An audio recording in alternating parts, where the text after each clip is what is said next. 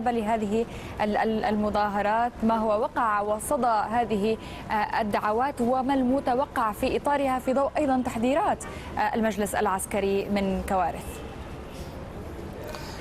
في هذه الأثناء قال الناطق الرسمي باسم جماعة الإخوان المسلمين في مصر عصام العريان إن الجماعة لن تتقدم بمرشح لانتخابات الرئاسة المقبلة. وأضاف العريان أن من حق الإخوان المسلمين وجميع التيارات السياسية في البلاد أن تنتظم في إطار ما وصفه بمشهد تعددي حقيقي. في موضوع آخر، قرر العاهل البحريني حمد بن عيسى الخليفة تشكيل لجنة للتحقيق في الأحداث التي شهدتها البلاد أمس واليوم وأسفرت عن مقتل شخصين، وشدد على ضرورة الالتزام بقانون تنظيم التظاهرات. وأضاف أن عملية الإصلاح التي بدأت في البلاد قبل 10 سنوات ستستمر. في هذه الأثناء تمكن المتظاهرون في العاصمة البحرينية المنامة من الوصول إلى دوار اللؤلؤة وسط العاصمة، وقاموا بنصب خيام اعتصام رغم أن قوات الأمن أغلقت الطرق الرئيسية المؤدية للدوار للحد من تدفق من يريدون المشاركة في الاعتصام. من جهة ثانية، معي من المنامة الصحفي هاني الفردان. هاني، بداية كيف كان وقع كلمات العاهل البحريني على الأوساط هناك؟ كانت الكلمة في البداية هناك اعتصامات يجري الاستعداد والتحضير لها الآن، وهناك بعض الإجراءات الأمنية المتخذة للحقول دون قيامها. هل لك أن تطلعنا على الأوضاع على الأرض؟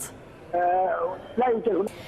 قررت وزارة الداخلية التونسية رفع حظر التجوال الذي كان مفروضا في مختلف أنحاء تونس منذ بدء الثورة التي أطاحت بزين العابدين بن علي ونظامه، لكن الوزارة قررت تمديد العمل بأحكام الطوارئ حتى إشعار آخر.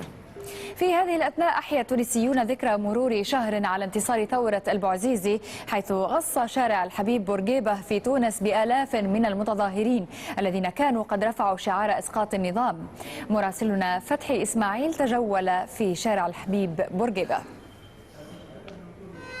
هذا المساء متواصل معكم من قناة الجزيرة في قطر، وفيه بعد الفاصل. وقبل أن نخوض في تفاصيل بقية هذه العناوين، نبقى مع طائفة من أخبار اليوم، حيث نددت منظمة العفو الدولية بطريقة تعامل قوات الأمن اليمنية مع المتظاهرين، وشجبت المنظمة قيام الشرطة بضرب المتظاهرين بالهراوة والعصي الكهربائية.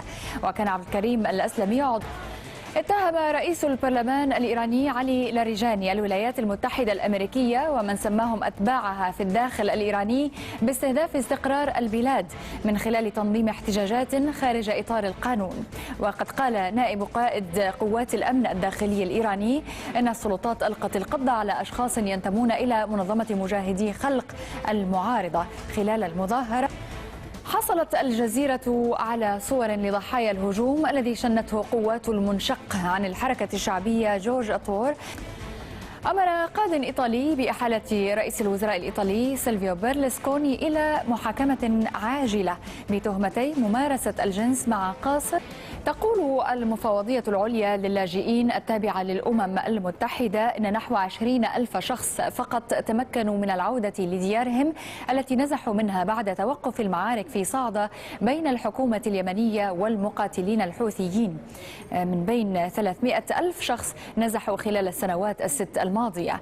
وجاءت تعليقات المفوضية بعد زيارة قام بها وفد دولي وأوروبي للاطلاع على كيفية توزيع المساعدات المقدمة للنازحين. الزميل أمجد الشلتوني رافق الوفد ووافانا من صعدة بالتقرير التالي. كشفت دراسة أجراها مركز جالوب الأمريكي وشملت استطلاعا لآراء 1000 شخص في 180 بلدا أن هناك ارتباطا وثيقا بين الشعور بالوطنية وبين السعادة الفردية والتحقق الذاتي، لا سيما في الدول التي ينخفض فيها دخل الفرد في العالم الثالث.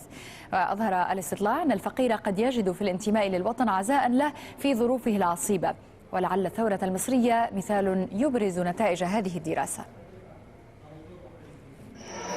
من عمان الكاتبة والبرلمانية السابقة تجان الفيصل. سيدة تجان، يعني على ما يبدو أنه هناك خلط في مفهوم المواطنة، الانتماء والوطنية، هناك خلط في تفسير هذا المفهوم عند البعض. ما هو تفسيرك للوطنية حسب ما تري؟ هو الإنسان في إله السابق، يعني مواطنة بعد أو في إطار هذه الثورة التي حدثت في مصر تقول حمدا لله على سلامتك يا مصر، أول مرة أحس أن دي بلدي، أول مرة أحس أني بنتمي للوطن ده. يعني كيف تفهمين مثل هذا التصريح يا مواطنة مصرية تعيش في مصر لأول مرة تشعر بالمواطنة بحب الوطن؟ هي اللي صار انه الوطن ترين بانه هناك خلط ما بين الوطن او حب الوطن والحاكم، هناك خلط ما بين الوطن والحاكم او الحكومه، بحيث اصبحنا يعني مع هذه المدد الطويله للحكام اصبحنا نرى الوطن في الحاكم والحاكم في الوطن. لا، هي احنا نصل بكم إلى صفحتنا الأخيرة مع هذه الأخبار المنوعة حول العالم، حررها يوسف نور عوض وتقرأها فاطمة تريكي. نهاية جولتنا الإخبارية هذا المساء. تفاصيل أخرى عن هذه الأخبار تجدونها في موقعنا على الإنترنت الجزيرة.net، وبإمكانكم المشاركة في النقاش والاقتراحات للجزيرة هذا المساء ضمن الموقع الخاص في الفيسبوك. بعد قليل موجز للأنباء، إلى اللقاء.